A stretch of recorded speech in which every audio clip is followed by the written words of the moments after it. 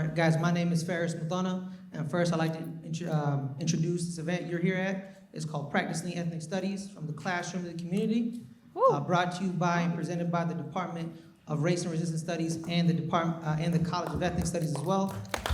Oh, give it up, give it up, give it up. Also in conjunction with the General Union of Palestine Students, they help us book the space, so give them another round of applause as well.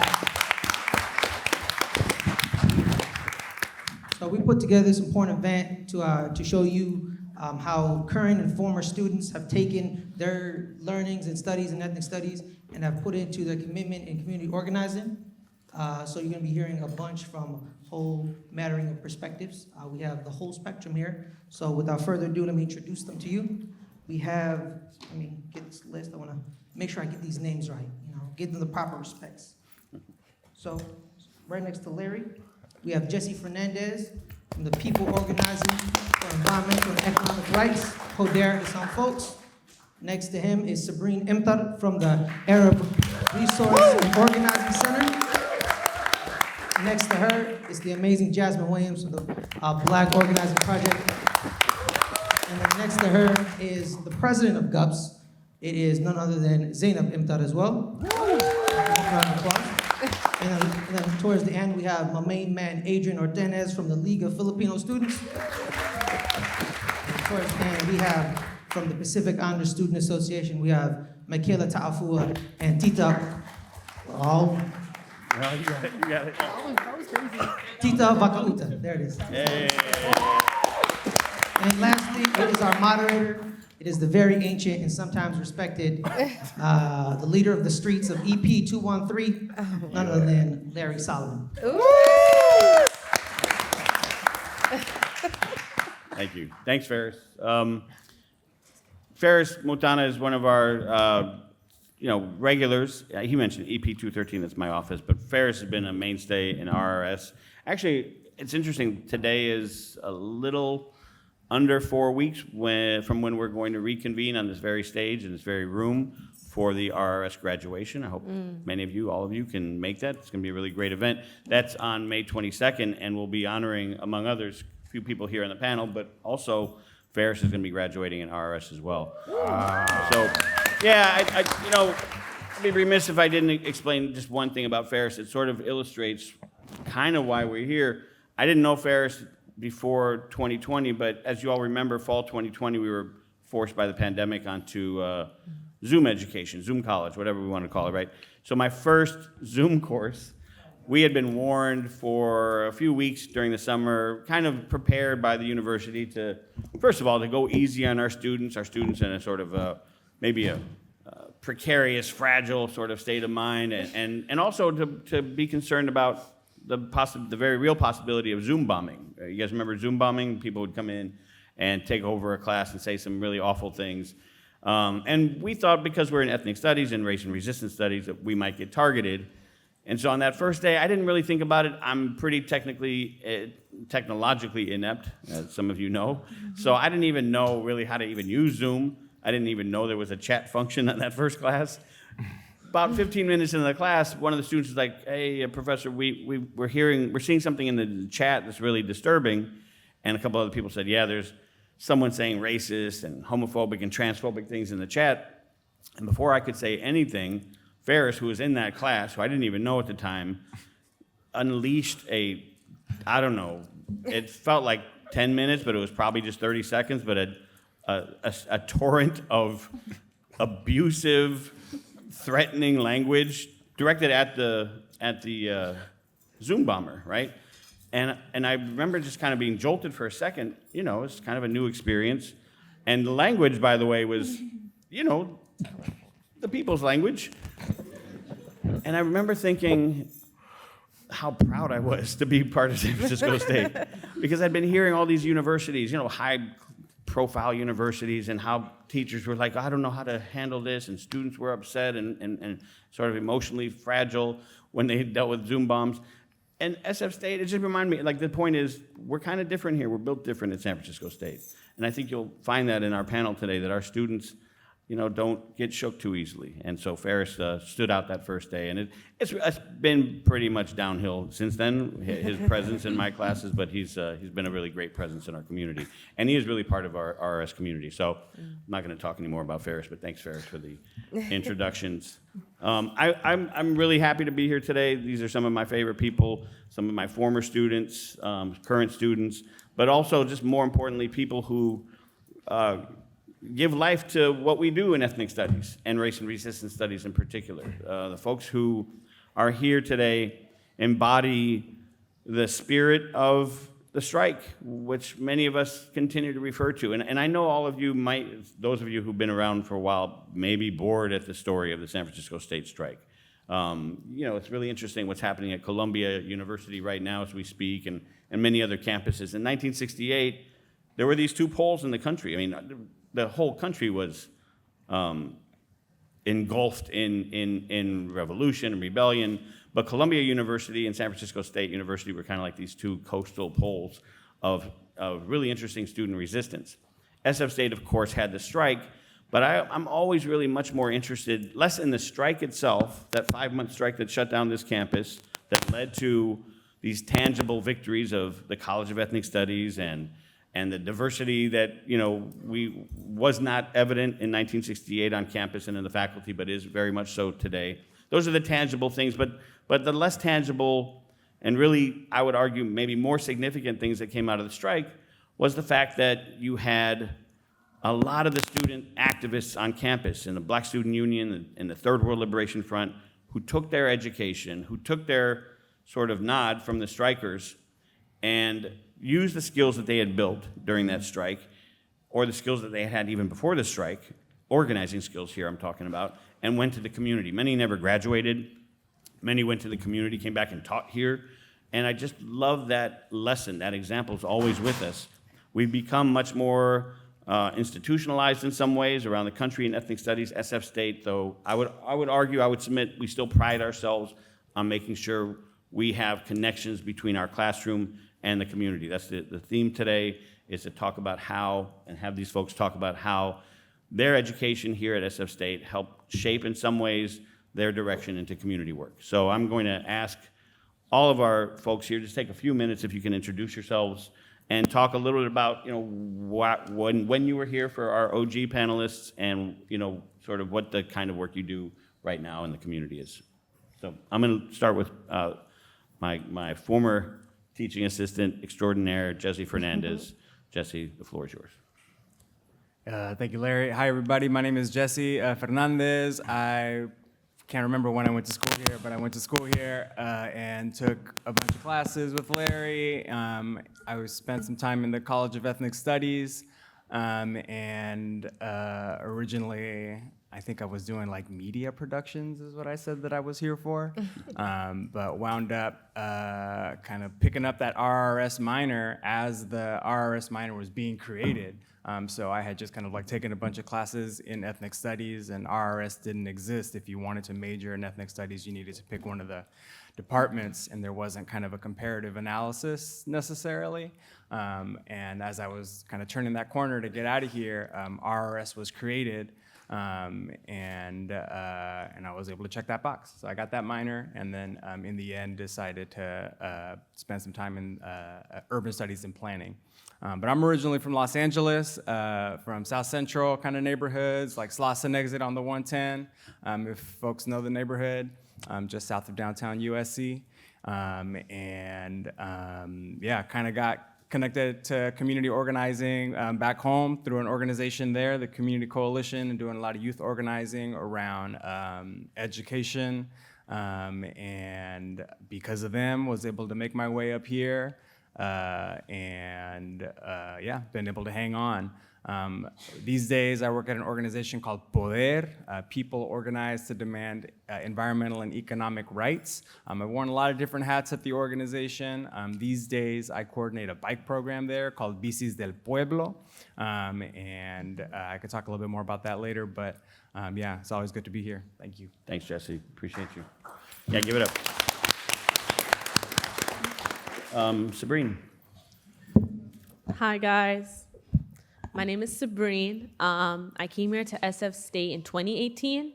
I was majoring in political science, and I double minored in Arab Muslim ethnicities and diaspora studies, very long minor name, Ahmed, and also RS because I was in the Metro Ethnic Studies cohort. Any Metro students?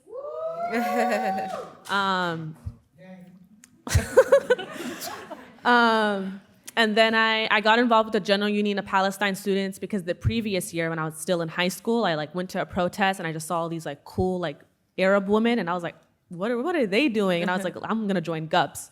Joined GUPS when I got to SF State, and then I was in the ethnic studies cohort. Never took an ethnic studies class before, and just hearing about organizing and base building, I was like, this is what I want to do. I came in super political, but I had no outlet for anything, and hearing about community organizing in my ethnic studies class, I was like, this is exactly what I want to do.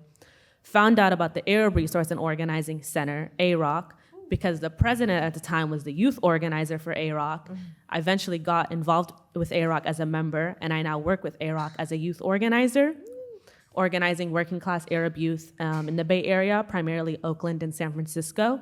Some of my youth are here today. They're right there. You're here in the front row, yeah. Skipping class and work. I don't approve. I'm joking. Skip class for organizing. Yes. Thanks, Sabrine. Jasmine. Good afternoon, everybody. I'm Jasmine Williams with the Black Organizing Project. I came to state in 2011. Go Gators. I graduated in 2016, and I really would not have been introduced to community organizing if I didn't take Larry's class. I was a journalism major, Africana Studies minor, so I was really, learning the theories and the practices and all the ideologies around all the horrible things that people of color experience in this country and abroad, but didn't have anywhere to kind of apply that knowledge. I was actually on my way out, similar to Jesse. I was on my way out to graduate. I had to take an extra semester. I was actually really pissed off that I had to graduate a year later than I intended. And I had heard all these great things about this professor named Larry. And I'm like, okay, let me just take this class. I'm gonna learn organizing and get out of here. Little to my knowledge, the organizing class was actually like, no, you gotta go to an organization and work there. So I blindly chose the Black Organizing Project because they were a Black organization, I'm Black, and fell in love just with the organization, the community, and really the ability to kind of apply all these things that I'm learning in college in this kind of silo and this bubble to real people in the community. So I started volunteering with BOP in 2016. And about a week after I graduated from SF State in June of 2016, I started working there, and I still work there. So I've been working there for 8 years. I've been developed as a professional, as a person, and done some amazing work in the community. But really, it just started with being forced to volunteer, and I never would have chosen that for myself necessarily. So I'm really appreciative of that push and just having the opportunity to take that step and really be a part of amazing work. So happy to be here and so happy to see everybody interested in this work, especially in this political moment. We'll have many, many more moments, but it's just so crucial that we continue to uplift these issues and build community and stay in community. So thanks for having me. Thanks, Jasmine. And I mentioned, give it up. I mentioned that year 2020, and the beginning of that semester obviously was the end of that really volatile summer some of you all remember. And I'll ask Jasmine to talk about the summer 2020 because Black Organizing Project truly does amazing work, and that campaign that some of you have heard of, we'll ask you to talk a little bit more about that. Mm-hmm. Thank you. And so let's go to our Young G panel, the inimitable Zainab. Thank you, Larry. To be honest, my story is not as interesting as y'all's. I kind of moved back from Palestine where I was living and decided to go to SF State because my sister went to SF State. And I didn't really know much about ethnic studies. The classes I took in Palestine were mostly just revolved around Palestine, which I loved. It was about my own history. We did take a U.S. history class, but that was boring because it wasn't actual U.S. history. It was just the whitewashed version. But I came to state, and on my first day, I saw GUPS tabling, and they put me on that damn table. And ever since then, I've been with GUPS, and I met like some amazing mentors and like older Palestinian women that like I didn't know there was that big of a community here. Like I never really met a Palestinian in the diaspora until like I came to GUPS, and it was just very empowering to see like all these women's like women's. Sorry, I'm a bit nervous. But like all these women that were able to advocate for Palestine culturally and politically, and I like found that safe space here. But that's me. Thanks, Zainab. Zainab is being modest. This is not the time for modesty. We need to hear from you. I appreciate that. I should have mentioned earlier a couple things program-wise. One is that at some point towards like the last half hour of this program, maybe around 1:30, we'll start taking audience questions. So if you have a good question, our guy Ferris will be roaming around like a good talk show host. What was the one you used earlier? He used a Ricky Lake reference. No one remembers Ricky Lake anymore. Yeah, anyway, I don't know, modern talk, like Steve Harvey. That's more of a your speed kind of. Steve Harvey, walk around, take questions from the audience. The other program note is that the plan, we were supposed to live stream to 37 countries, I think it was. 37, 36, 42 countries were supposed to live stream to 42 countries. We're having some technical issues with that. Speaking of live streaming original content, Adrian? Oh my That's an God, inside I'm just joke. gonna ignore Sorry, that. that's a terrible inside joke. Y'all hear me? Everybody in the audience can hear me? Okay, cool. What's up, everybody? My name is Adrian. I'm part of the League of Filipino Students. So I guess like a little bit about me and my background. I'm from the 925, Antioch, Brentwood. Are we in the house? Oh, one? Woo, hell yeah. Okay, good, nice, shout out. So if you're from that area, you know damn well that we don't have any type of organizing. It's really little, and there wasn't really a space for me to like explore that option of organizing. I have an older sibling and a younger sibling who also are part of organizations.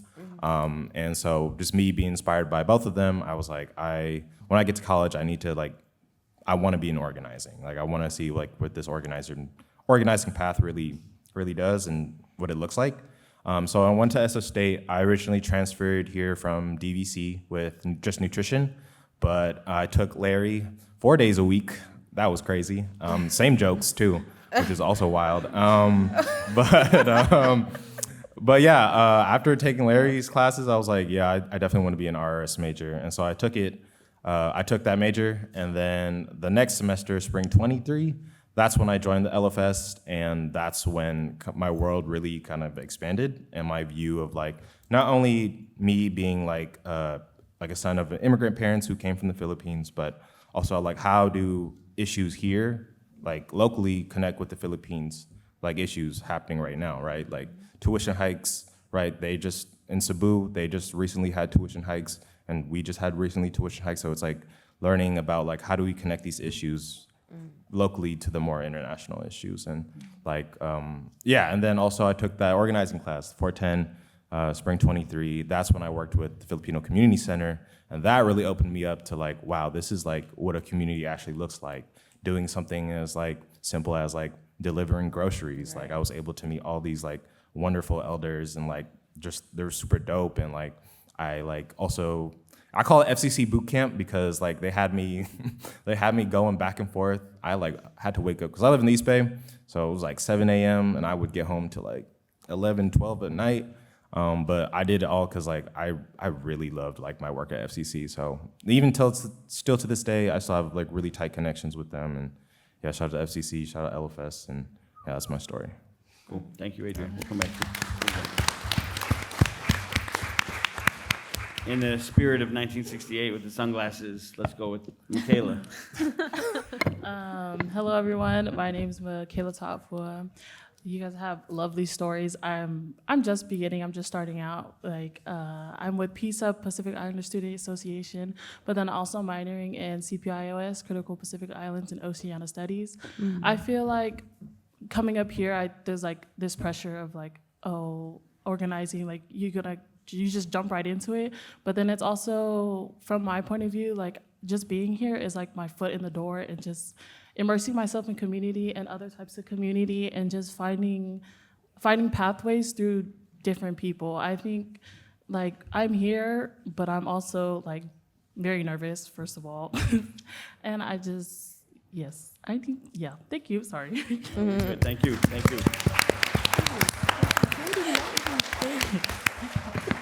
And then Tita, if you could introduce yourself. Hi, my name is Golotita Vakauta, but I just go by Tita. I'm also with Pacific Islander Student Association, PISA, representing today with Michaela, and I'm also minoring in Critical Pacific Islands and Oceania Studies. So we're both second years, and kind of how my journey started off at SF State. I actually did not want to go here. I wanted to go to USF because my older sister went there, but my twin sister, who's also in the audience, wanted to come to SF State, so I decided to join her here too. So I kind of started off as like a comp sci major, and that didn't really end up because I ended up switching over to race and resistance after I found out about my student org with PISA. They were just starting kind of back up in my freshman year in 2022 because during the pandemic, most of the students graduated, so the org kind of disbanded.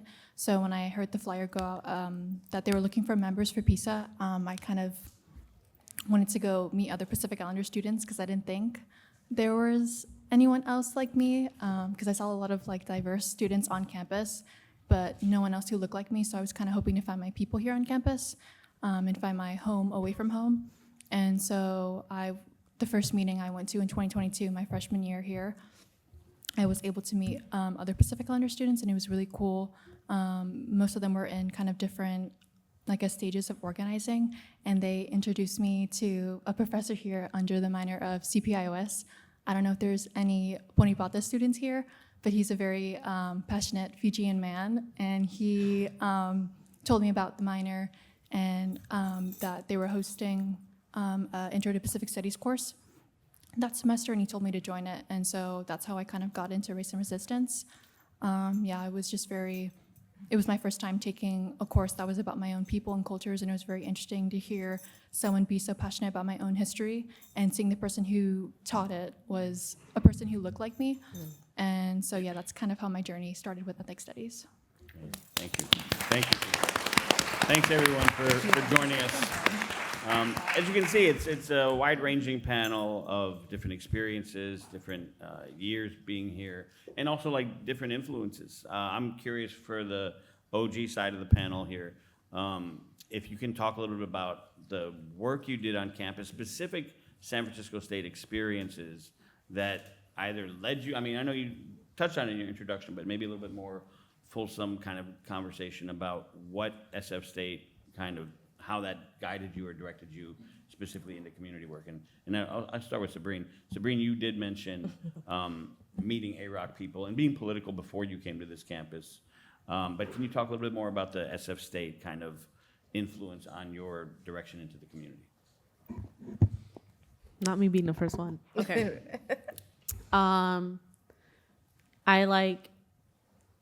I joined GUPS, and it was just like literally that first week, the GUPS president was like, "You're on board," and I was like, "Girl, I don't even know what that means." I did a little leadership in high school, but it doesn't count when you. And then I came to SF State. I didn't even know SF State was political. I remember my high school teacher was like, "Don't get caught up with all that student organizing. You're a student first. Remember that." And I was like, I don't even know what that means. I didn't know anything about SF State.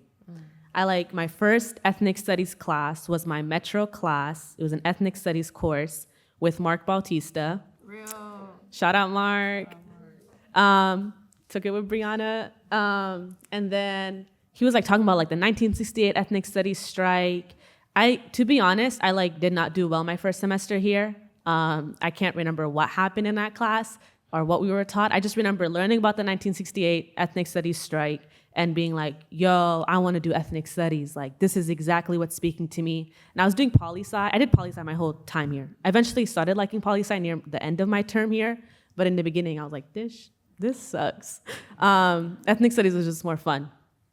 And then I took Larry's class that next semester. It was Intro to Critical Thinking, and it just challenged me so much. And I knew my first semester with GUPS was really crazy, to be honest. My first month here, people stormed the administration building.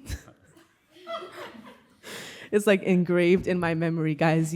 It's like, it was like so crazy. I don't know what was going on. But then at the same time, there's like student activists, and then there's like some student activists get involved in community organizing. So they're learning about organizing theory and they're really grounded in it.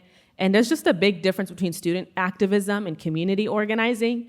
And so the GUPS president at the time wasn't a community organizer, was a youth organizer. And she was like, don't be doing that crazy stuff. Don't do that. Don't go storm the admin building. There's like no strategy.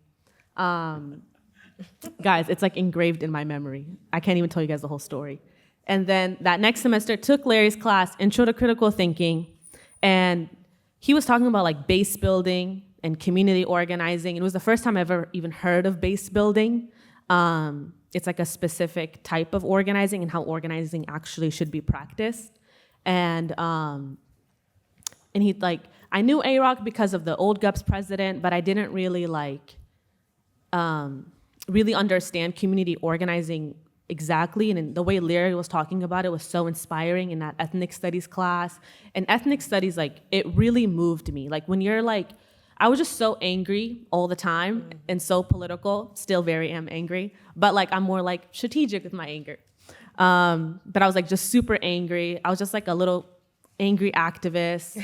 And like Larry was talking about organizing, and I was like literally that's what I want to do. And then I would do like similar to Adrian, anything AROC asked me to do, I was like doing it. Like the most boring stuff ever. When you start out organizing, they do not ask you to be in strategic meetings. They do not care about what you have to contribute strategically, to be honest. It was just like, go man this table at this event, and like don't act, you're not gonna ever get to participate. You're just like selling t-shirts or something, you know? It's like, or like they'll give you a clipboard and it's like, go sign some people up at this protest.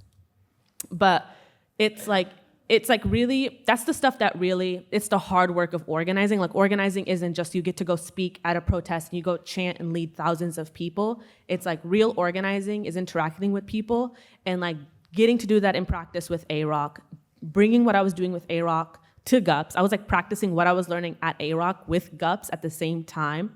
And then having Larry, like, mostly Larry. I mostly took ethnic studies classes with Larry, and then I took hella Ahmed classes, but Ahmed was more like Arab studies as opposed to like grounded in organizing. And like Larry's like in my ear, like really challenging me like about everything. I remember Larry, that first class was like, if you leave my class end of the semester not have learning anything or not have been challenged and you failed. And like that class really challenged me, like politically, really got me involved in organizing. And it's like, I was introduced to activism through my first like protest when I was like 17, but like it just ethnic studies at SF State is just so different. I'm talking so much, I'm sorry. Ethnic studies at SF State is so different because you have professors and lecturers who actually come from like organizing backgrounds. You know, you don't get that at like UC Berkeley. No offense to UC Berkeley, you know, but it's like SF State is a working class campus. It's a commuter campus. Like people who are here right now, it's like you guys are all gonna go commute back home and you're taking time out of your day to be here. Like that's amazing. You know what I mean? Like, and it's just like, you have professors who actually come from this area, and if they're not from this area, they come from working class communities, wherever they're from. They have done organizing, not just student activism. They've done like actual real community organizing, and they really like push that and emphasize that to you. Like you're not just learning about 1968, 50 years ago. It's like, no, like you're learning ethnic studies and you're taking these ethnic studies courses, you better go do something with what you're learning. You're not gonna just go become some academic or forget about ethnic studies once you graduate. And that's, I don't know if I answered the question. To be honest, I forgot the question like 2 sentences in. You answered the question better than I asked it. Sabrina got a C- in my class that first semester. He's literally lying. I've never got below an A. Okay. No, she did. She not only did she get all A's in all my classes and every class, frankly, but she's about to graduate with her master's here, and is writing on these issues. Is writing about like the current movement, the current moment, and where organizing fits into the stuff that we're seeing with these big mass mobilizations, like mass mobilizations versus activism versus organizing. We use those terms a lot interchangeably. Right. We've got a brilliant thesis coming up from Sabrina, and as you can tell, Sabrina can talk a little bit. So we're hoping Sabrina next fall, at the very earliest, will be teaching here as well.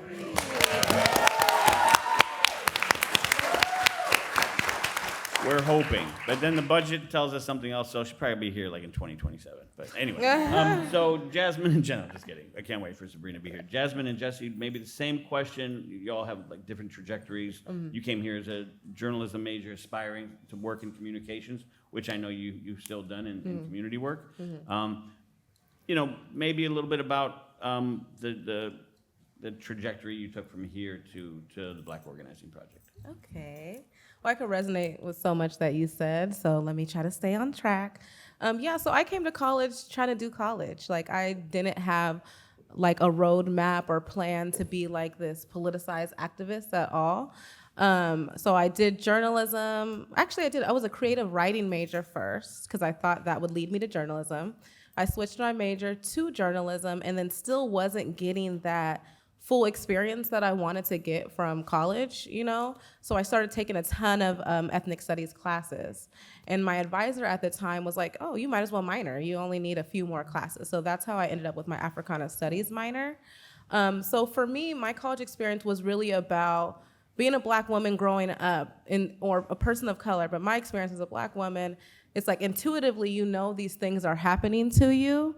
You know, racism exists. You feel it. You feel the microaggressions. And college for me was about really gaining that explanatory power about what's happening to me. So, I was suspended in school, or I got detention a lot because I had an attitude. That's the school to prison pipeline in action.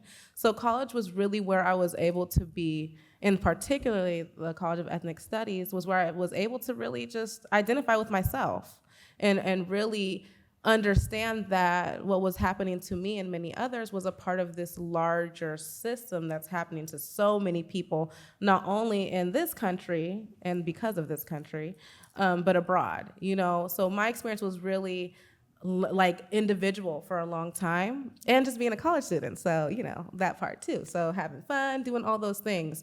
Like I mentioned earlier, how I kind of got engaged in community organizing had to be by God, you know, because I didn't even want to do my last semester because I was so pissed I didn't graduate in 4 years. I'm a Taurus, so I have and it's Taurus season, so anyways, I have a very, like, plan, right? So I blindly took Larry's course because, you know, everyone's like, take Larry's course, and fell in love literally, like, instantaneously with the Black Organizing Project. And so what, like you said, it wasn't like this glamorous work. I think now, you know, since the 2020 uprisings and since organizing is kind of more visible, there's these ideologies that organizing is about, oh, the public speaker, or the cute picture, the post, you know, the caption. And really, I was doing data entry. I was I was so nervous. Public speaking was not my thing. Forced to talk to community members off the street that I didn't know, go through like phone lists, call people, you know, and that is the real heart of the work that then leads to, you know, 8 years later, me being able to talk to a group of people like this, you know? So I think I was like brewing, I was cooking in college. Like, you know, I was really cooking and just learning and absorbing. I didn't participate in any student activism. Again, my introduction into organizing was through community organizing, and I love how you bring up the difference, because student activism could be seen as just like the tip of the iceberg. And once you get into the community, it changes your perspective. I've been in community for 8 years now. You know, I had a plan. I have my bachelor's. I was gonna come back, get my master's, and go on that trajectory, that academic trajectory. Because I've done community work, I made the decision, I don't need to go back because I'm learning so much in that space, you know? And I think that's people's choices, but I'm just trying to shine light on the wealth of knowledge that exists in the community and that you can learn by actually being inside of community. Yeah, I think that's kind of my trajectory, my understanding. Thanks, Jasmine. Yeah. And Jesse, from Jasmine's point about the difference, you know, because you were really active on campus, and then you did a lot of work in the community while you were on campus. You actually did organizing internships while you were a student still. But talk a little bit about that difference. And for our you know, student folks here who might also have questions for I mean, I'd actually like this to be a conversation. But talk a little bit about that difference that you learned once you were in this full-time role as an organizer, how different it was from your work as a student activist? Like I had mentioned, well, shout out to some of the students who are like, I don't know, taking off a class or whatever. I feel like that was my experience too. As a high school student, I kind of got invited to this meeting by a girl, and I was like, yeah, Ravat, I'll go to that meeting with you. That was kind of like, that was stepping through the door into this like high school organizing committees, they called them. Really kind of got drawn in by the conversations about, organizers and activists and social justice movements, and slowly kind of like took kind of steps forward in that school space, joined kind of the bigger kind of umbrella space, and just kind of schooled up in a lot of the kind of organizing tradition there in South Central and in Los Angeles. Got to do a lot of that kind of like organizing grunt work around some of the like campaigns there. Does anybody know what the A through G requirements are? Right? So in Los Angeles, LAUSD is like the second largest school district in the country next to New York, I think. And you could graduate from a high school in LAUSD and not be eligible for a 4-year university in California because the graduation requirements and the A through G requirements were not in sync, right? There was like a class or 2 classes off. And it was like a 5-year-long campaign to like make that right. And I got to be a part of that kind of while I was there. My older brother had joined the Army. We went to war. There was a lot of kind of like counter-military recruitment organizing that was happening. The Patriot Act, which was passed then, just kind of like gave a lot of powers to the military, but one of the things that happened was that by default, military recruiters would get people's information. You had to like sign a form that said, nah, I'm cool, don't do that. But there wasn't really any infrastructure for people to do that. People didn't know that. So there was a lot of organizing around that. So I got to like contribute to that stuff.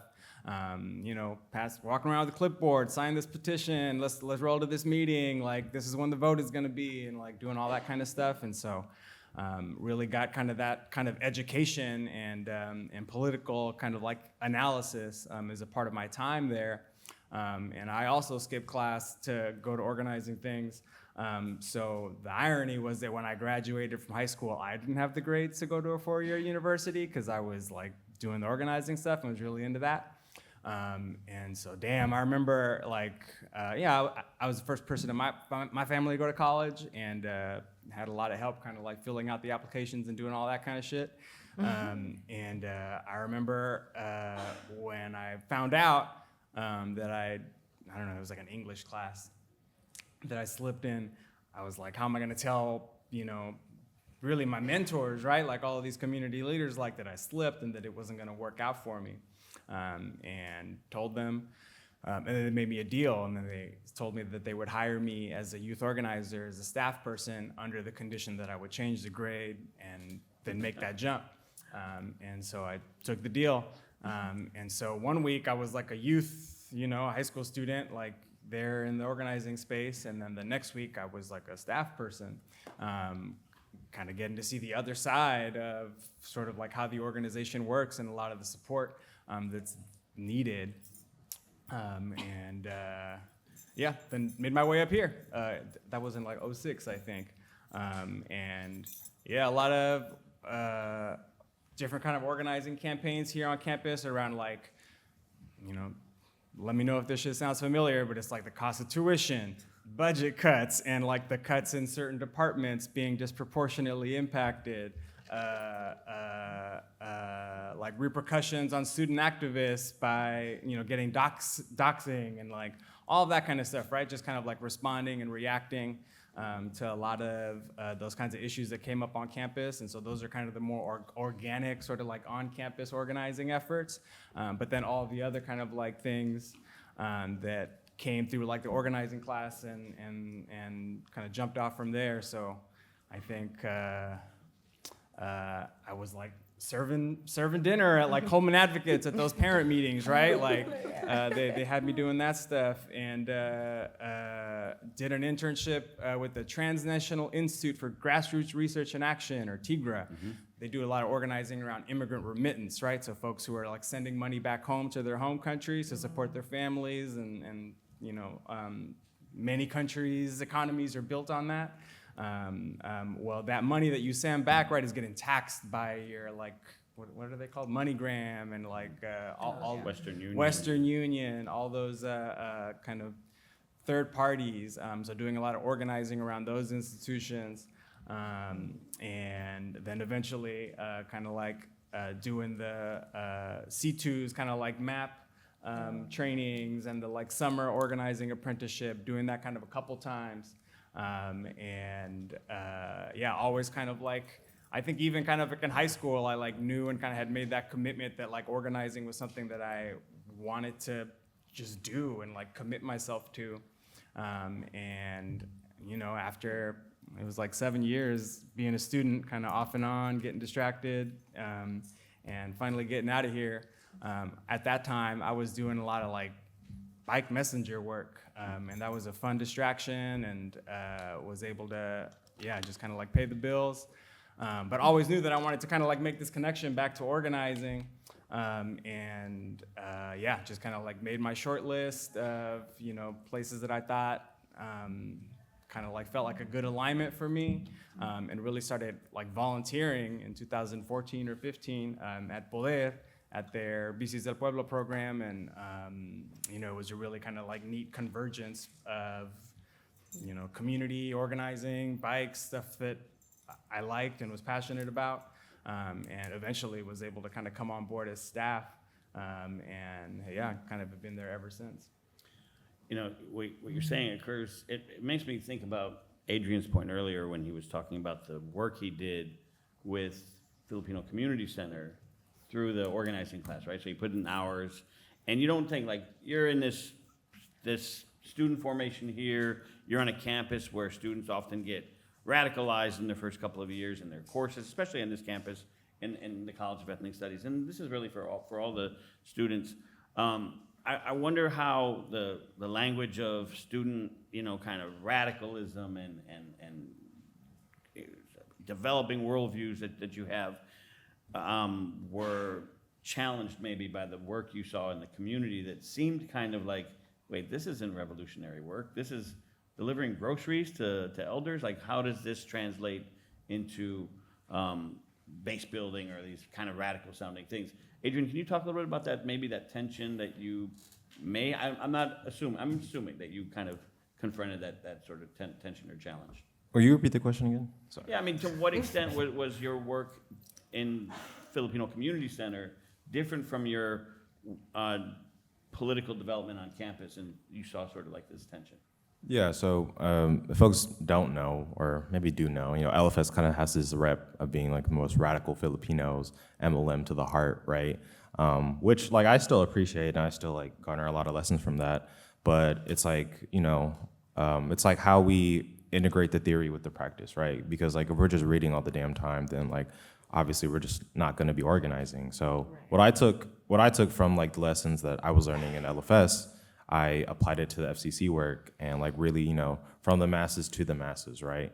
But like me just delivering groceries, me just doing the youth program, me like just interacting with the FCC for like those like 3 weeks of boot camp, that really made me realize, I was like, damn, like this is what really organizing is about. It's not about just like reading text and like doing like a political education. It's like, how do we apply these lessons that we're learning through the theory and like put into actual practice, right? And I also think like there's kind of like this wall that I think a lot of people hit, where it's like you're so like wrapped up in the theory that you'll just kind of like unintentionally like start speaking like that. Yeah.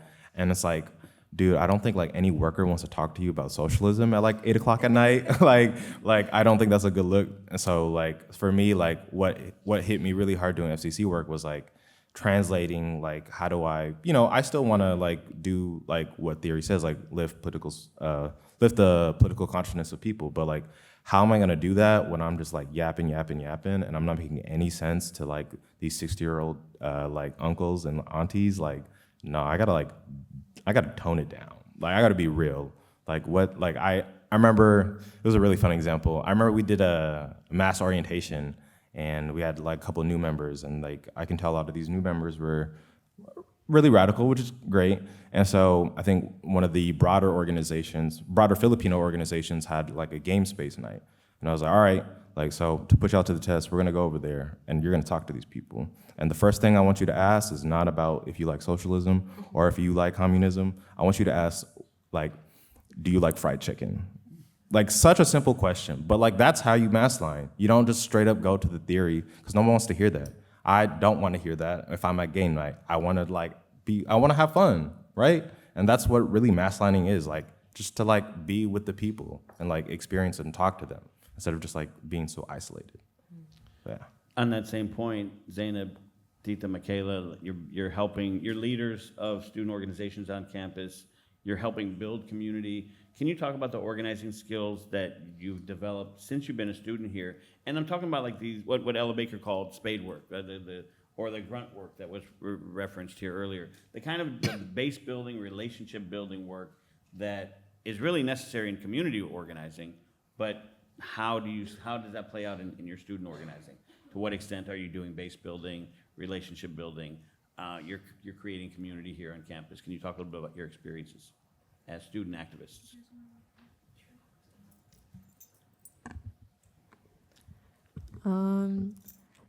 That's such a good question. I feel like I've been with GUPS for 3 years, and I forgot to mention, but before that, I was with AO, the Arab like youth organizing. That's like the youth sector of AROC, and I feel like I'm constantly learning new things like every single time, and especially since like also just always being in Larry's office hours, like in his office, like it's kind of just his like mini like community organizing class, and also I just hear like conversations from like AROC because like Sabrine works there, so I kind of just like am always learning new things. Like sometimes like we'll try something out and like it didn't work, and I'm just like, okay, like not everything's like a universal solution. I feel like there's different contexts for like different communities for sure. And I feel like within GUPS, like we have built like a community that's very small, I won't lie. Like I feel like that community that we built or like build connections within is like for like, it's not as big as like these community orgs that have been working for so long. And like me on a personal level, like I try my best to get to know everyone that comes into the room, and like I feel like that's my small part of like community organizing, but that's also not community organizing. Like GUPS isn't like fully established in that. I feel like it is student activism more than just organizing. And what was the other part?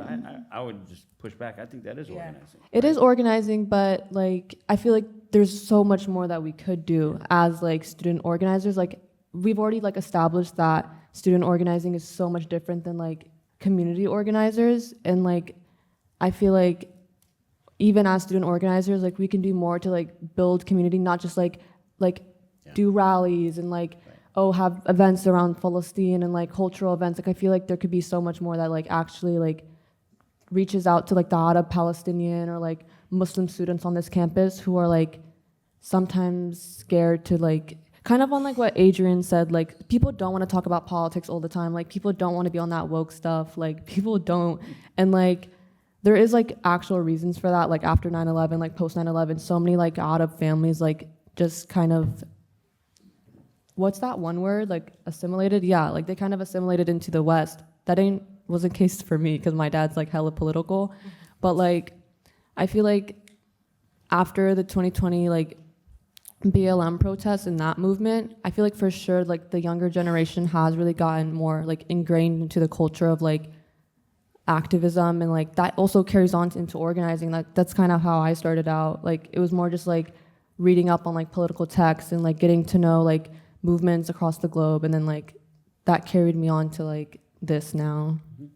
It's a good reminder that student activism, student organizing even is really distinct from community work, because you have really this short amount of time to do anything, as we're seeing right now with these campaigns on the East Coast and now increasingly here, the divestment campaigns. They're jumping off at the end of April, beginning of May, that summer's coming, graduation's coming, all that momentum will dissipate at some point, right? And unlike in community work where you actually have campaigns that go on for years. But I do want to like remind people that work, that base building work that you all do is relationship building is essential to organizing. Otherwise, you're just having rallies. Otherwise, you have rallies with no people who are affected by the issues in the community. And so I just want to talk about like the translation of the skills that you're developing here as students and how that might play itself out in community work. And Michaela and Tita, if you can talk about like building of the community in PISA and CPIOS, maybe like there's an overlap there, but how those skills might translate into something you'll see really flourish a couple of years from now as you're doing, essentially you're doing base building, right? What Zainab talked about was like talking to everybody in the room and making sure people know who you are and asking them how their day is and what their drama is. Like you all do that really well. Can you talk about how that works in PISA? So like just like building on relationship and building on the base building practices. So like with PISA, but then with also CPIOS, you're always meeting like Pacific Islanders that you've never seen on campus before. It's kind of almost like funny because relating to Tita, how she said in her introduction, how she didn't even know, like we don't think that there's other islanders on campus until you see them in a classroom or you see them walking by or you see them like at a meeting. You're like, oh my God, like every time I go to a meeting or every time I enter a Pacific Islander course, like there's always another islander that I've never recognized or I've never seen before. But then also like there's this like stigma like, oh, like they're islander, like I don't want to introduce myself. It's just like this fear, but it's also getting over that fear. Like they want to be a part of community as just as much as you are trying to immerse yourself in community. So then building those relationships have, like with Tita, like we met in an elevator, so that, and now we're here up on the stage. And so like just starting a conversation with someone, you never know where it's gonna be. And I always say like the journey it takes to get to where you are is kind of amazing. That's great, thank you.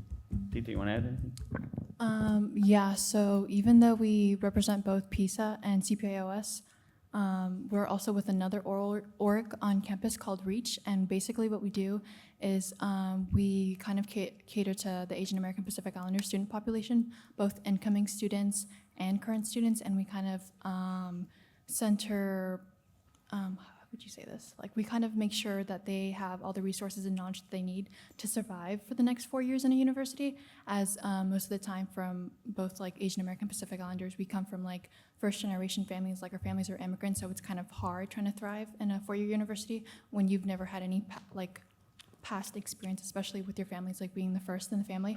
So kind of taking what I've learned from like REACH and bringing it back to PISA, like we've had a lot of like, the work we do with REACH is like a lot of communicational skills, building leadership skills, doing a lot of community outreach to get that Pacific Islander engagement and turnout to the events we host, and creating a lot of like lesson plans and curriculums and workshops and events just in general to kind of show that we're here. So taking the skills I've learned from REACH and kind of incorporating back into PISA.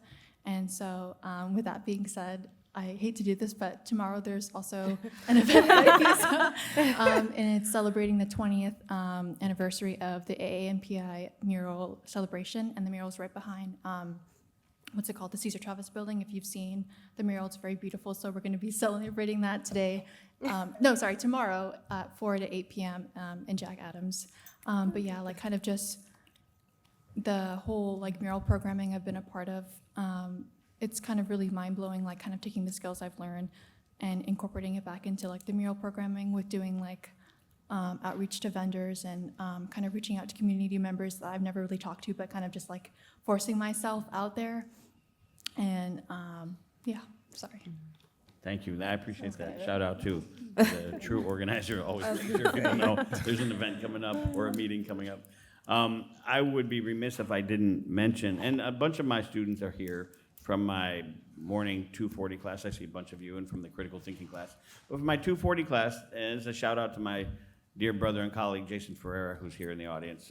They're reading an article that Jason had published on the strikers, but before and kind of after the strikers in particular who went into work with an organization called Los Siete. But one of the points Jason raises in his article, and we just talked about this in class on Tuesday, was how a lot of the student strikers, remember, in 1968, students of color were only 7% of this campus. A lot of folks knew each other coming here because they had gone to the same middle schools and the same high schools, and they were riding the 22 bus together, as Roger Alvarado talked about.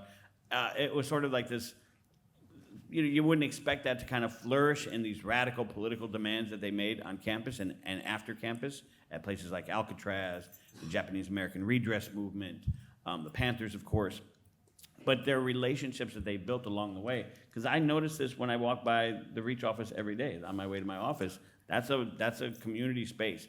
It's not often, you're not like, if you walk by there, they're not lecturing, they're not doing hard skills all the time. A lot of it is just like what happens in office hours. People just bullshitting, people talking about their lives but it's a community development space in a way that I think is really essential for organizing that we see later down the road, downstream when we see campaign work. And I want to shift to campaigns a little bit because Jesse mentioned one of the early campaigns he worked on as an intern with Tigra, which is around like this remittance campaign, right? Targeting Western Union and companies like that. I wonder if Jasmine would talk about that summer of 2020 that sort of culminated in this great win of something called the George Floyd resolution. Can you give a little context to that campaign and how that ended up turning out?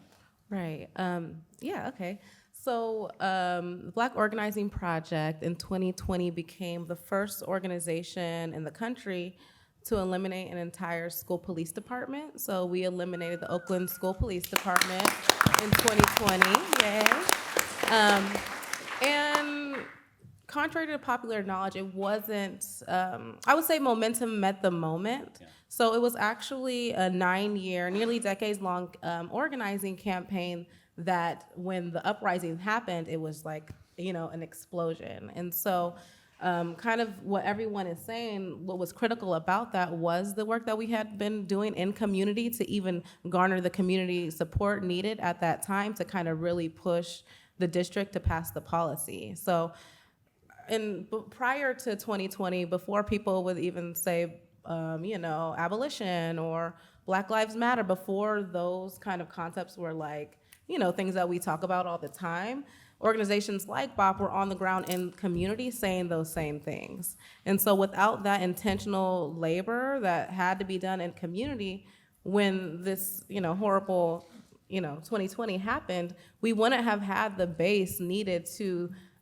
literally force the districts to make the decision to eliminate the school police department. So I just want to underscore the idea of how central, even what you're saying, knowing people's favorite color, favorite food, that's how you get community connected and engaged. The communities that we work with, no one asks them what they think about a policy. No one asks them how they feel about what's going on in their communities. Oftentimes, unfortunately, you see these people, and sometimes in academia, coming into the communities, trying to pitch solutions, trying to tell people, oh, this is the way, rather than asking folks. And we call that bottom-up, organizing and leadership development. So those interactions and seeing people is so powerful, and it could be transformative. You could be the person that opens someone's eyes to be like, oh, let me do some political work. Let me do some organizing work. So, we did that for many, many years.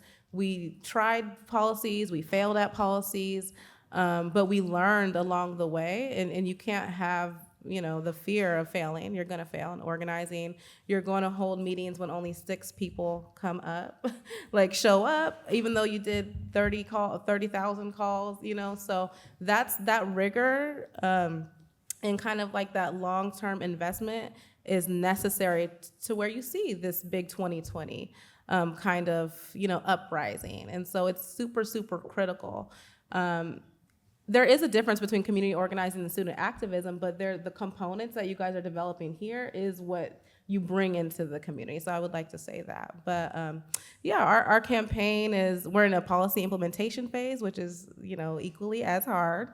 But we're the first in the country, and the win is inspiring, like just outside of the Bay Area. Like people in Chicago are passing police-free schools policies, Florida, like the small wins in the Bay Area in particular are really, really inspirational for folks across the country. People look to Oakland and San Francisco for, oh, they're doing this over there.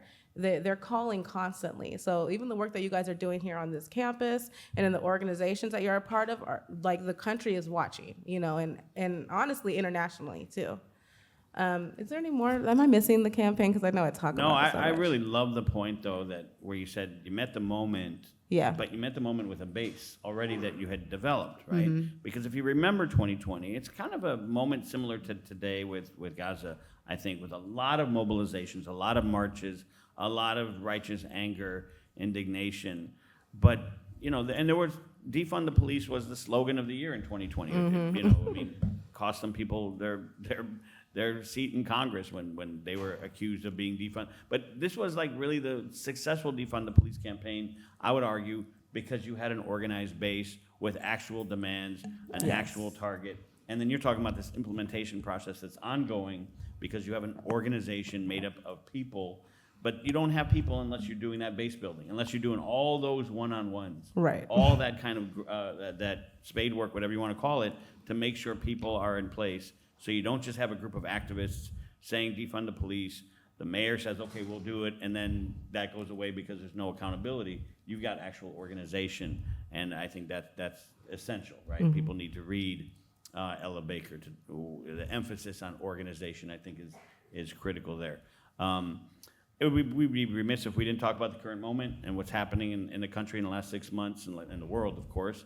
But I wonder if that kind of narrative translates in any way. So Sabrine, Zainab, and others who've done work, we've all been in marches, we've all been in demonstrations. Some of us on this stage, or maybe one, has been arrested on a bridge. Who knows who? That's an interesting question for somebody else.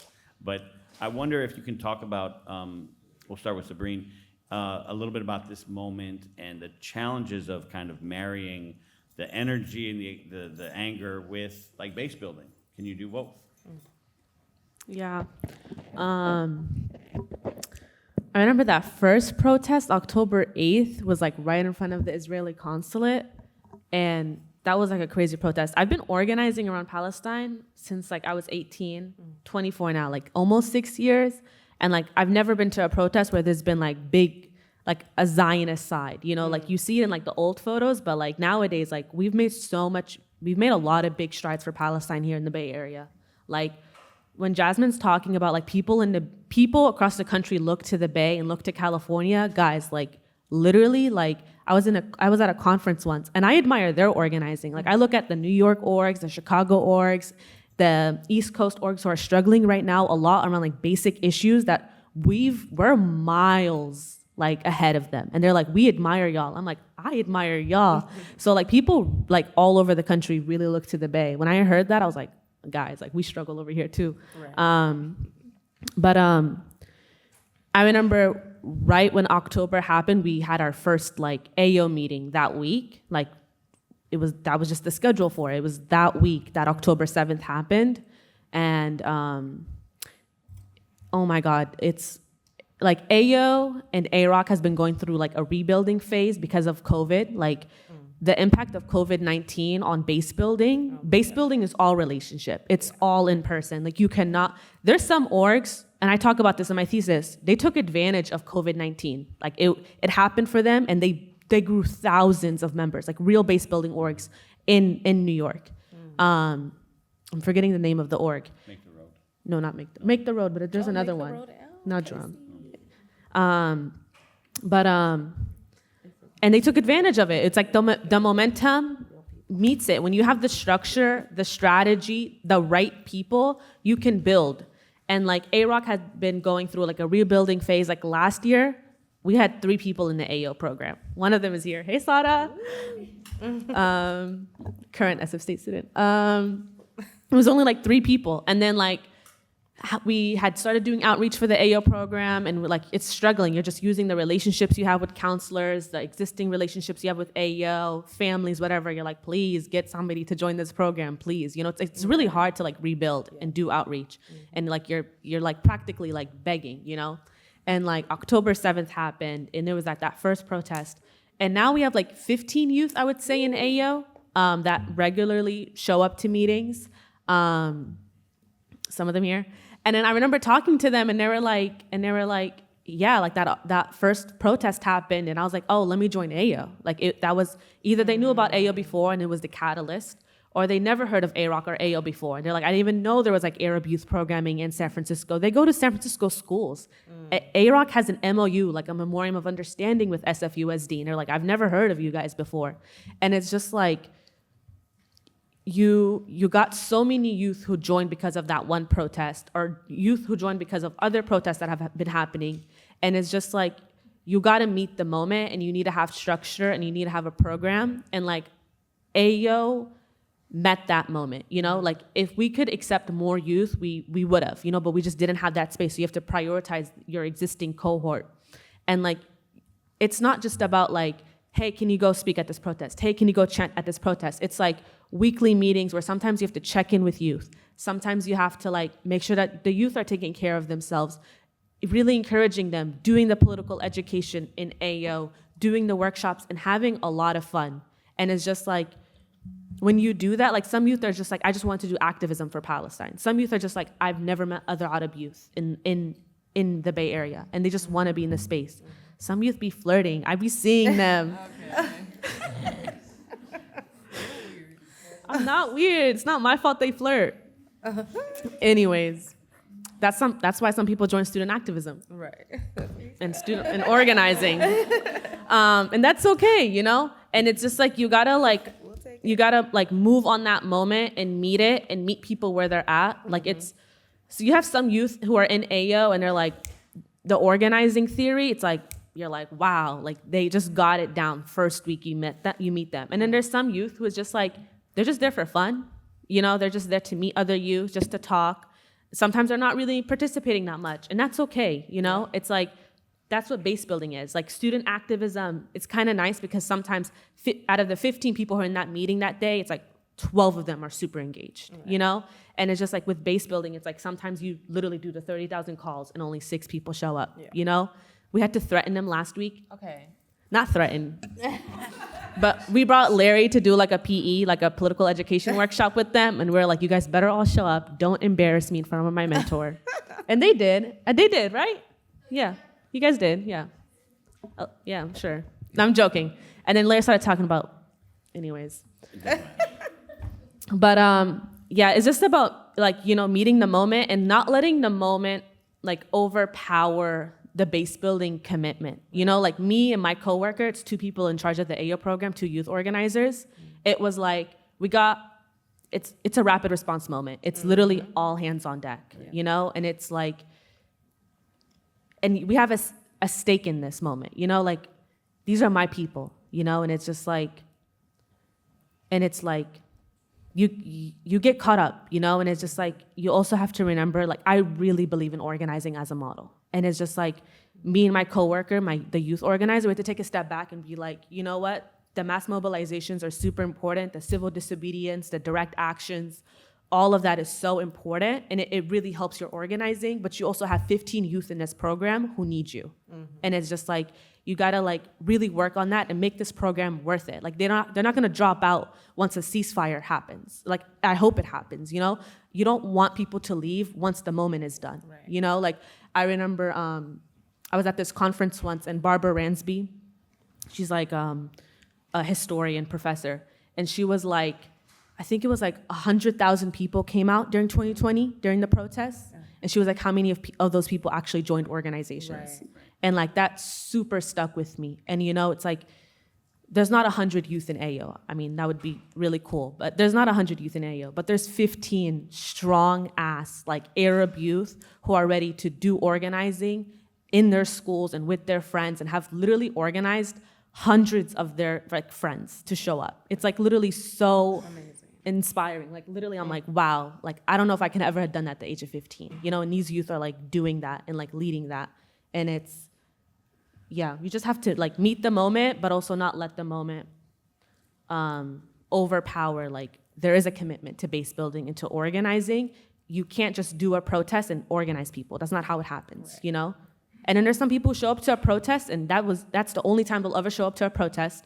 Palestine is in the news. Working class Arabs who are like, I don't got time to go to this ethnic studies panel like when pre-October. But after, it's like, oh, you know what? I'll show up to this panel or show up to this protest. And you gotta be able to build that relationship and pull them in because sometimes it's the only moment, you know? Such a great point. Zainab, you on the spot now about how that looks on campus as the president of GUPS in this moment. Very different kind of requirements, but also, you know, can you talk a little bit about what GUPS is doing in this moment? To be honest, it's kind of, there's like a lot of pros and cons. Like, I feel like this goes for any movement that like is thrown into the spotlight or like is gaining so much attention. Where like me as a Palestinian and like the people that are in GUPS, like we have been like dedicated to Palestine like since the beginning. Like a lot of us are Palestinian and like for us this is like a very personal issue. And I feel like with these like moments we kind of forget, sorry, whoa, that was crazy. Okay. We kind of forget to like humanize like that these are our actual families back home. Like I go back there every summer now. Like these are my people.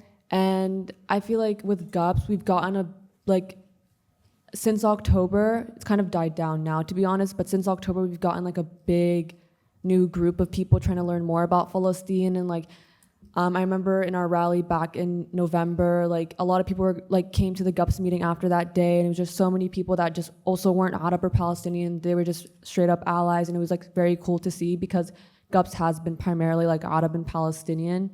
And I feel like there have been some cons where just like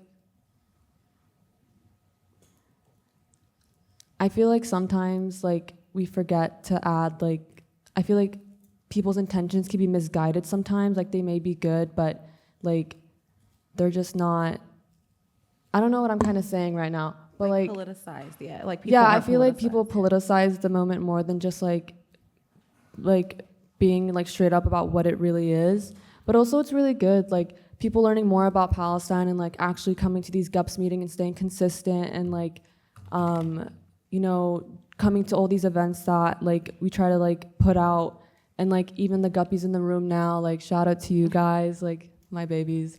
But like, She's their age.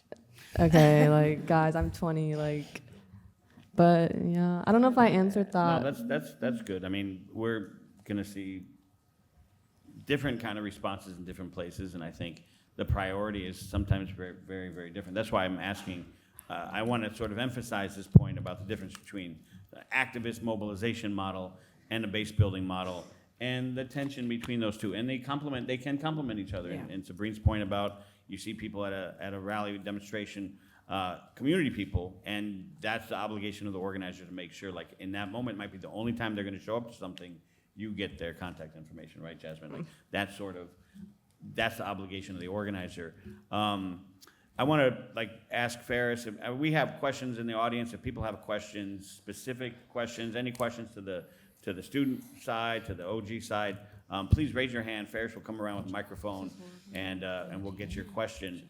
I kind of want to ask just another question about the biggest challenges in all of your organizations, the biggest challenges you find in doing sort of the expansive work, whether it is like the mandate is to do political work, but Adrian maybe wants to do base building, or the mission to do, you know, kind of build your community. What are the biggest challenges in all of your organizational work? And Jesse, I'm gonna actually start with you, because you do wear a lot of hats as an organizer, and you've worn a lot of hats as an organizer. What are some of the biggest challenges you see in Poder currently?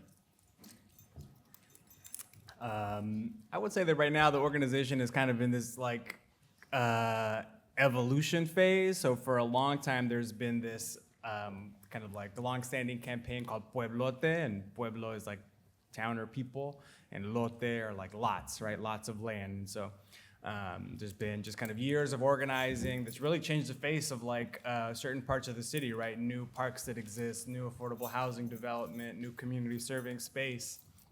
All of that stuff took years to organize, to implement, and to be a part of, to make possible, to find the funding, to get the land transfer, to like knock on the doors, to do the surveying, like years. And then the implementation kind of like takes time. You got to keep your eye on the ball, right? Make sure that affordable housing is actually affordable, and make sure that you have access to the park and all that kind of thing. But Hey, Jesse, can I interrupt? Because Jasmine talked about this too, this implementation process. It's not something that would appeal to a lot of people. If you're entering organizing from a political, radical, kind of revolutionary perspective, and then someone's like, yeah, you got to meet with all these bureaucrats and do this long implementation process to make sure the policy that you demanded and won is actually going to get done, right? Right. So Jesse, like, when you realize like that's the work, the long-term work, the long-haul work, is it discouraging? Is it just you realizing you have to adapt to it? Like, how did that translate to you? yeah, sometimes it's like getting caught off guard, caught by surprise. Like I didn't, oh shit, now we're at the starting line, right? We just took like 5 years kind of like organizing for this victory, and now we're kind of like starting the implementation. It really can feel like a bit of a reset and a lot of like new skills that you have to learn, a lot of kind of new players and stakeholders and new power brokers, and what's that decision-making process, and how are we, you know, riding the momentum of the base of the people who got us to this victory right now, really keeping the eye on the ball, and making sure that if we did the work really well, we set ourselves up for success. And sometimes, especially if it's kind of the first time that you're going through it, there's going to be a lot of challenges. But if you learn the right lessons, then you know how to do it differently the next time. You know what the acronyms are, and you know when someone's bullshitting you, and you know kind of like what to expect. And so I think that those have been some of the like pivots that I've been able to kind of experience and learn from. And a good point too about the continuity of community work, where you've got veterans who've been in the work or on staff for a long time, and it's not about reinventing the wheel. That student activism often is about, you got a whole new group of leaders, and they're reinventing the wheel every 2-3 years. There's a new campaign, and unless there's that continuity, unless you all are like, as a student side, like developing the leadership of, like I know Tita and Michaela are the youngest on our panel, but in a year or two, you're gonna be the veterans, and you're gonna be like, you already have that job to develop the leadership of young people. You do a lot of leadership development. I know Sabrine does a lot of leadership development. Bob does hella leadership development.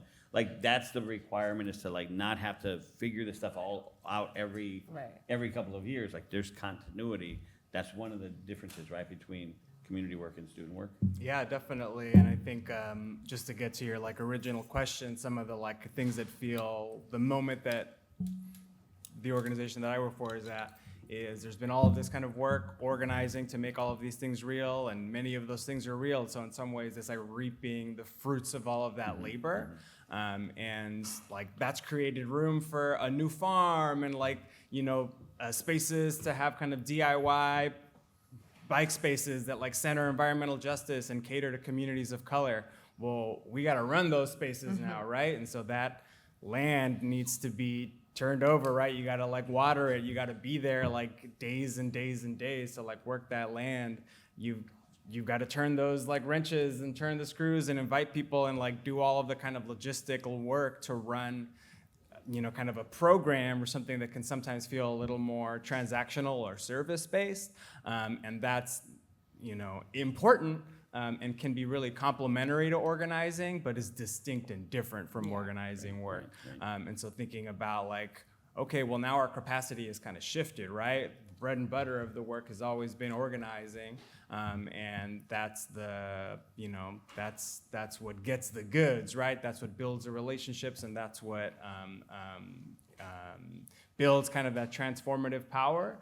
And now we're kind of like doing this other kind of work in addition. And so how do we make that work, and how are we kind of like planning for, those shifts, those changes in the way that we're doing our work? That's a good answer, and I want to ask our student panelists, and also Ferris is there with the microphone, so raise your hand to Ferris over there if you got a question, he'll come around and get your question. But same sort of question around like the challenges inherent in your work right now. Some of the, I want to ask the students like where you see your work taking you beyond campus. Like at 2-3 years, where do you see yourselves? But I really am kind of much more interested right now in like what the specific organizing challenges are. So Adrian, if you want to add. What challenges is like right now Yeah. that we're facing? So right now for LFS, I think last semester we really grew. There's always that saying of the League of Five students, but we were really the League of Five students last year around this time, and we took on the tuition hikes campaign with a couple orgs, and we went from 5 to 50, which was in 3 weeks, which was super crazy. That doesn't even feel real sometimes. But yeah, since we like expanded, like I remember that day we did the mobilization, and I think a couple of our leadership kind of like got together and was like, it's cool that we mobilized like 300 people plus, but like where were the Filipinos? And there wasn't a lot. And so it's like our mission, right? Our LFS's mission to like organize and mobilize the Filipinos, because that's our center, like that's our center focus. So right now we're kind of, what's a little like, we had a lot of plans at like the start of the semester, but we also see the different lines of work that a lot of people want to do. So we're actually getting a lot of those folks out of LFS and more towards like the 3 organizations that came out. So in the last year, 3 student orgs have came out of LFS. Gabriella, SF State, shout out to Gabriella, AP Guy, QT, and then also US Resist Led War. All 3 of those orgs came out of LFS, and now we're kind of in this rebuilding process of like, can we like get that same momentum as we did like last semester? So that's kind of the challenges. And then I also want to touch up on the question of like, where do I see my work taking? Yep. So I think hopefully I graduate in a year, please. But I think after I graduate, I don't see myself organizing in the city just because I feel like San Francisco already has like a lot of organizations, and like I feel like that's a great scene. But I think back in my hometown where like I've been wanting to organize for a very, very long time, I think hopefully by next year with all the lessons that I've garnered and keep garnering through practice and theory, I'll be able to implement it back in my hometown. Hopefully a food co-op, that's my dream. But like, yeah, just really, I see my work just like organizing back in my hometown. In Antioch. Yeah, in Antioch. Antioch's a long BART ride from here. So, I mean, a lot of people know where Antioch is. But a lot of people who were in San Francisco and Antioch 20 years ago, in San Francisco and Oakland 20 years ago, are in Antioch. And so you might actually encounter a lot of folks with organizational memory, with some experience having been part of campaigns and so forth. Do we have Larry, we got a question. Oh. Sorry. That's all good. Fair. It's not from me. It's from this amazing person right here. What's your name? Lotte. Hello, everyone. My name is Lotte. Thank you so much for having this panel. My question today is for any one of you who can answer this. Is as someone who's not really immersed or up to date with like social issues or politics, how would someone like me get involved with student activism or community organizing? Can I go? I love that. I'll start. I think like that's kind of the biggest misconception about community organizing. Like at BOP and probably most of the organizations here, the idea is that the communities have the expertise, and like your lived experience is just as valuable as me knowing what XYZ is.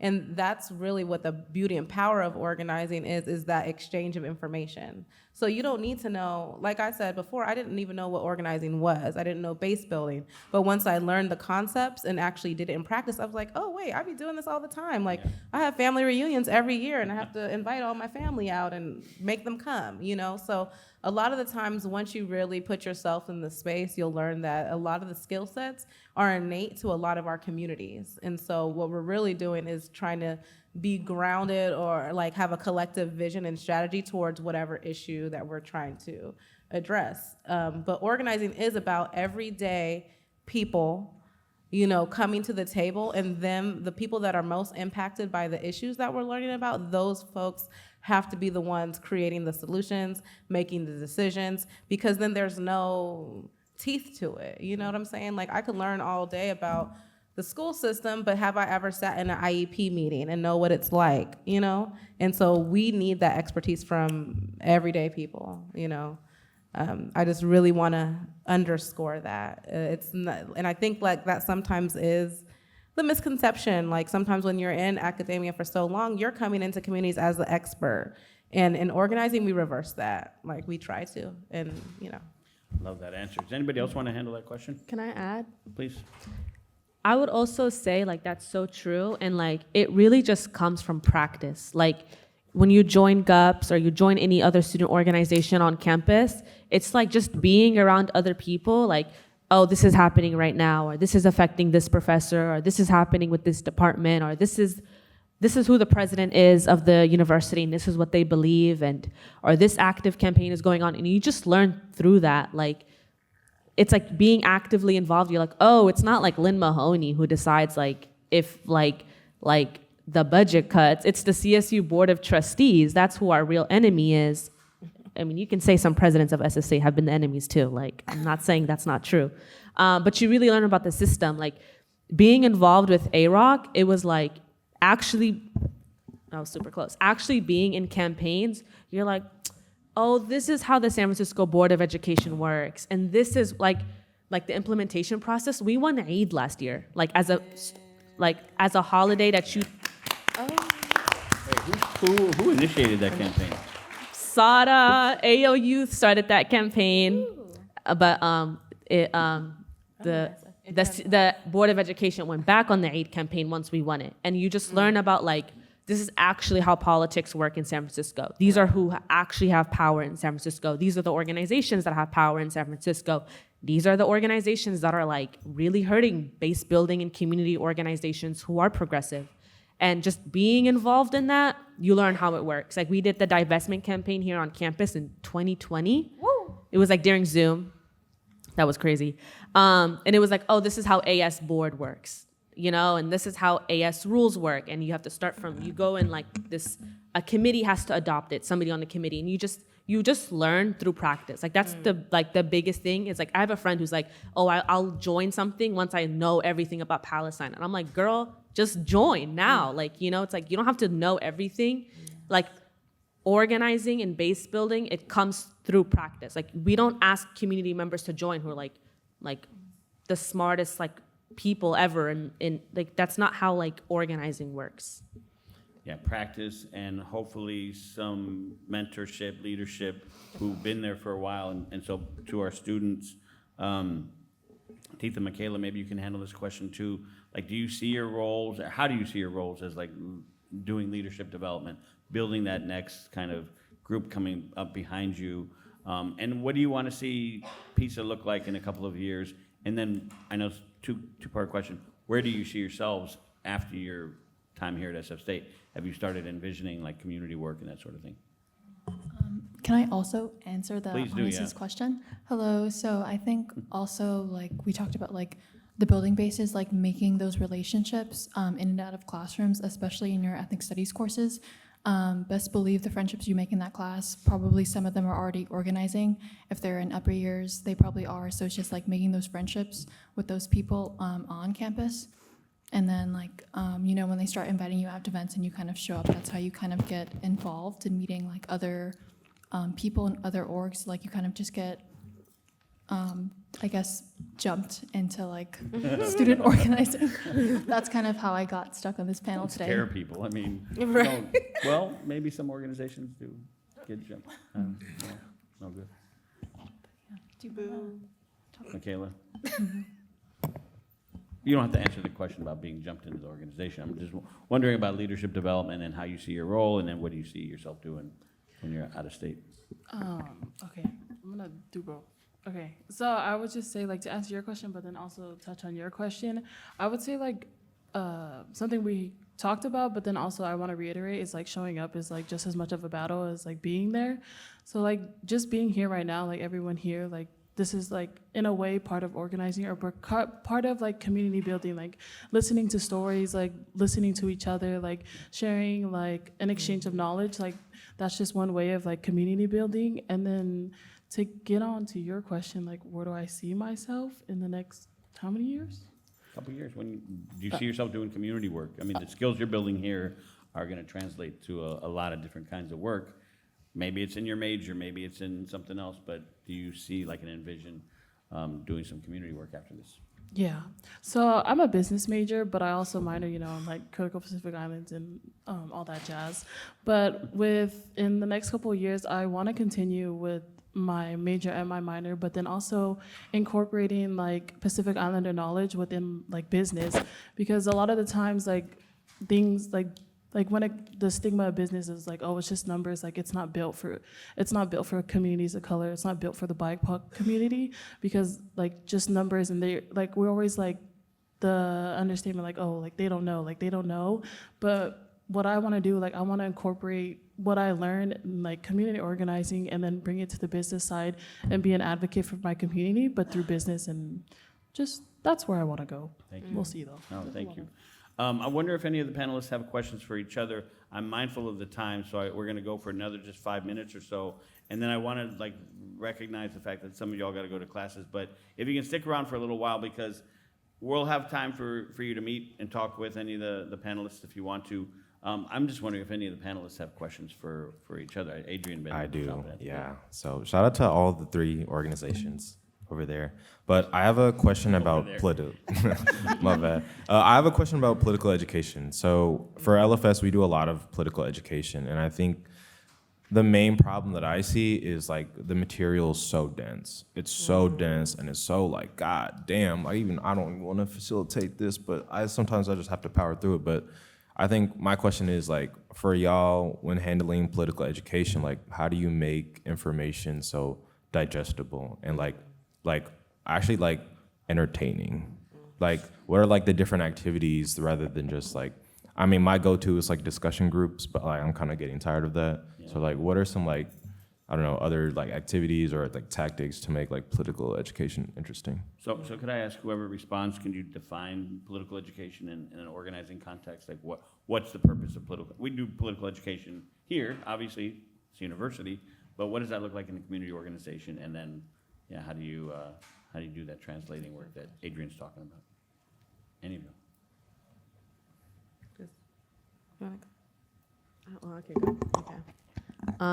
Political education. I should know what that means because we're doing it in AO. Right. Political education, it's like basically you're doing a series of, and it doesn't have to be a series, like it doesn't have to be an event or a workshop, but I'll explain it in that way because it's easier.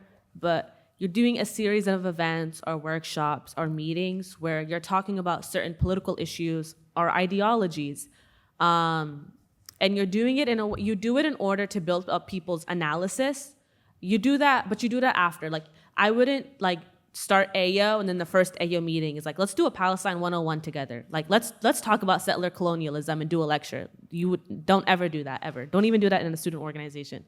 You do it after you've built trust with people. A lot of the times when you're doing base building, you're talking to people who their first interest is, it's really not like, what is settler colonialism? Talking about that, or talking about occupation, or let's talk about San Francisco's like how does City Hall work in passing legislation in City Hall? You do it after you've built relationships with people. You do it to build up people's analysis, build up people's political development, but also build alignment in the organization and build alignment across your members in order for them to, talk about the organizing that they're doing, what they're getting out of being in an org, but also when we're fighting for these same issues or we're fighting for a campaign, can we all talk about this campaign or this issue effectively and why we're fighting for this issue or against this issue? And then for PE, we've been doing PE and AROC as a part, in AO specifically, as a part of our youth leadership development, and especially in this moment. And the theme of our PE for this semester has been Palestine. And then through Palestine, youth were able to choose a different topics that they wanted to do. So like last week, for example, Larry came in to do one on like international solidarity and like third world solidarity, because that's what the youth really wanted to do. And you could do PE in a variety of ways. You could do a straight up lecture, but you also have to be like, if you're talking to 15-year-olds, I am not talking about Frantz Fanon. I can mention a quote, maybe, but I'm not like giving them like, hey guys, they already have so much school and they already have so much like things on their plate. It's like, if a youth comes to a Friday meeting, I am grateful. I love that youth. I'm like, thank God you're here. It's like, it makes me sad when 3 or more youth are out. It makes me sad when youth text me and they're like, I can't come. I'm like, no. I really love my youth, but it's also like, there's so much political education that just comes from being in a meeting or in a space, And what was I talking about? Oh, sorry guys, I'd be rambling. And like, so our first PE was like a straight up lecture, but you also have to adapt the lecture for your audience. There's some youth in AO who are like, girl, I know what settler colonialism is. Like, I could talk to you about that. And there's some youth who don't, and that's okay. And you just have to like meet people's needs in the room and make it really engaging. Right. And that first one was a lecture, but I would not do another PE lecture, So the next one we did was like more interactive. We had youth like debate Zionist myths and argue with each other. And there's some youth who were Zionists and some youth were like anti-Zionist, and we had them like fight each other and like, do that in order to build up their critical thinking, build up their analysis, build up how they talk about issues and talk about things like really strategically. So that's PE. And then Larry had his way of doing PE last week, talking about his dating life. It's like... Still talking about that? No. Well, we're at the end here, so we really are. I wanted to just first, thank everyone for coming today. I really appreciate everyone in this audience. Some of you were compelled to be here for reasons that might have had something to do with extra credit. But the rest of you all, and all of you, in fact, like for sticking around and hopefully learning and maybe connecting in a minute or two with some of the folks here on the stage. But I do really want to thank Jesse and Sabrine and Jasmine and Zainab and Adrian and Michaela and Tita for being here. Can we give them a nice round of applause? They were promised nothing except a bottle of water, so they came out of their busy schedules and showed up, and I really appreciate it. So thank you all. This concludes our program. Come on up and say hello if you want. Thanks, everyone, for coming. Thank you. Thank you.